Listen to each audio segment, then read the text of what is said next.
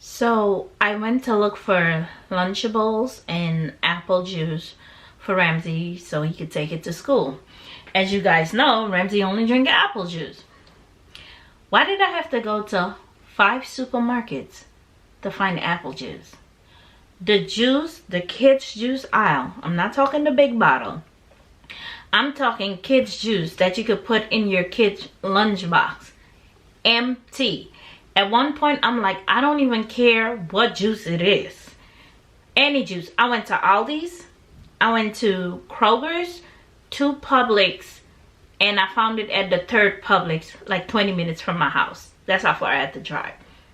So let's talk about what's going on.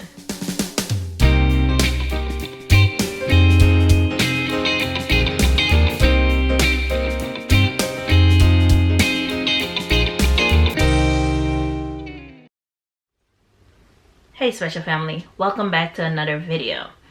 So remember last week I made a video that there's a food shortage?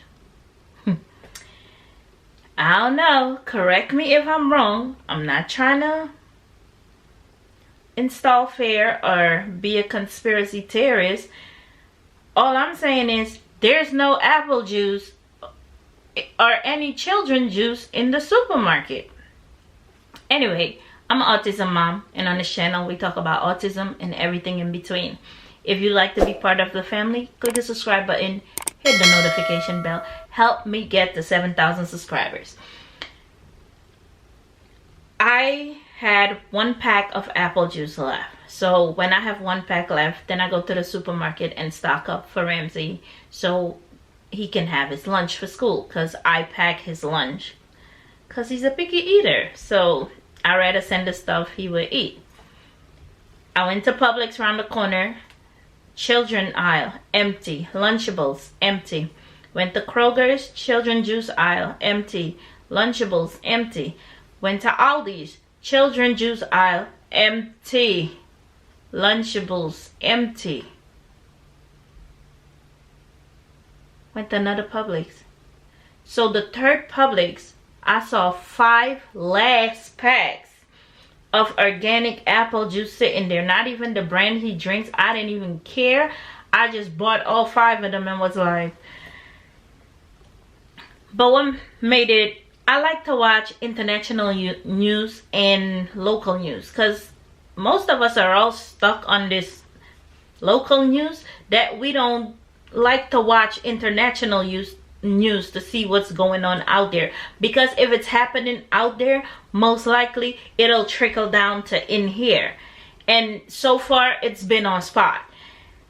International news is claiming they have a food shortage, especially in the UK. There's a food shortage. Guess what I found? The schools don't have enough food. Come.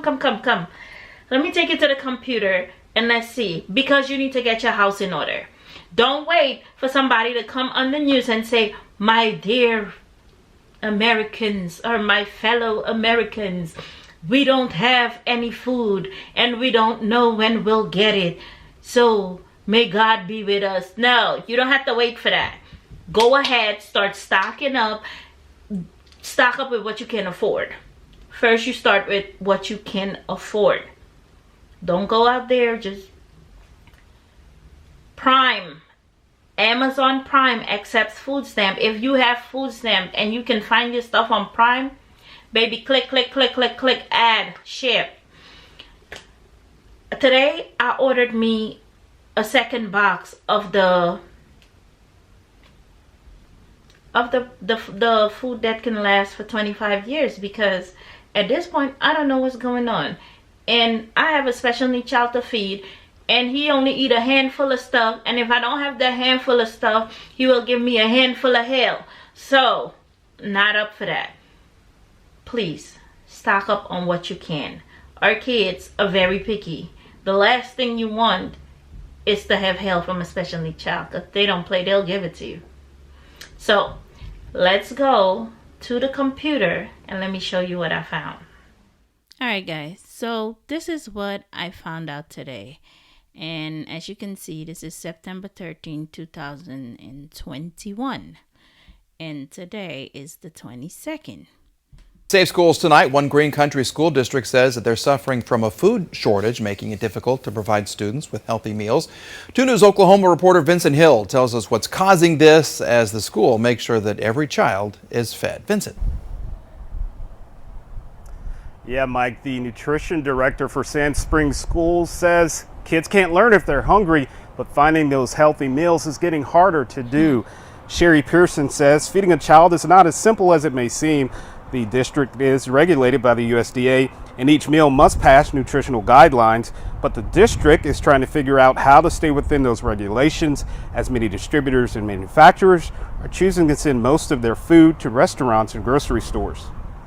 Manufacturers are choosing to, by my understanding, choosing to pull the lines that are maybe not making as much money and continue processing those that are.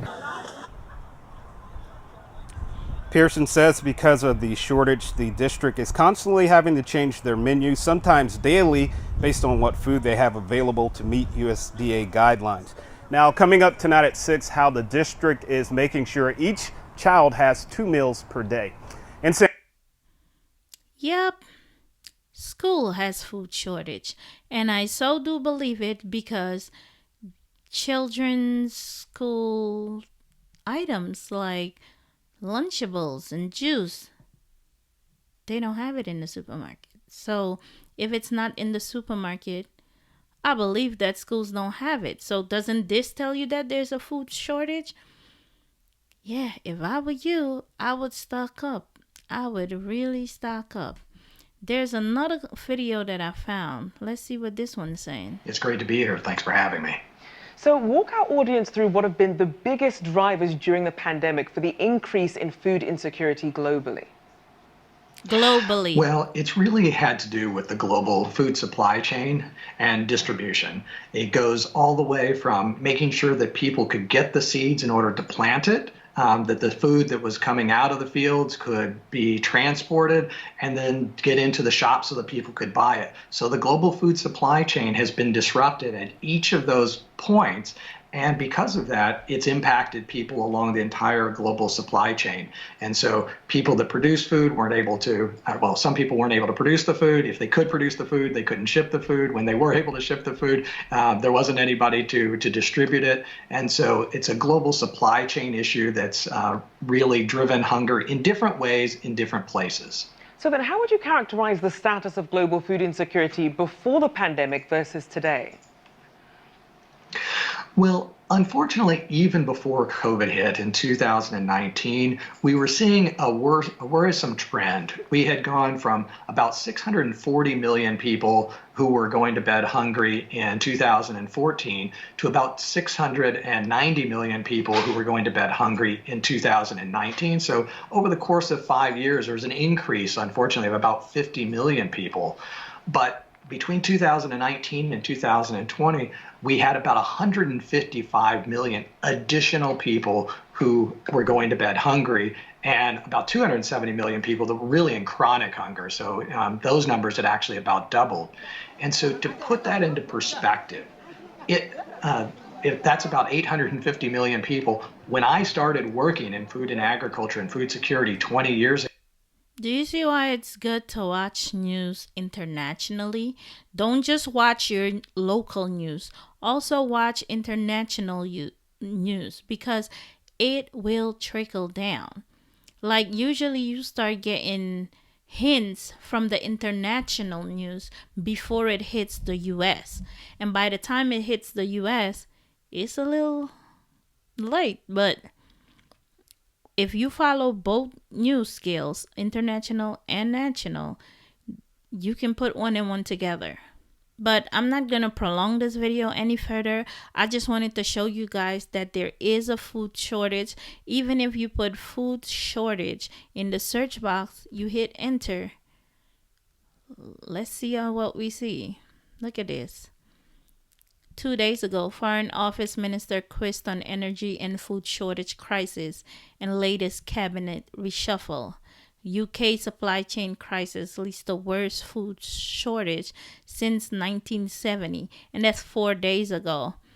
America's strong free food fridges tackle food insecurities. And these were people that are donating food to people who don't have food.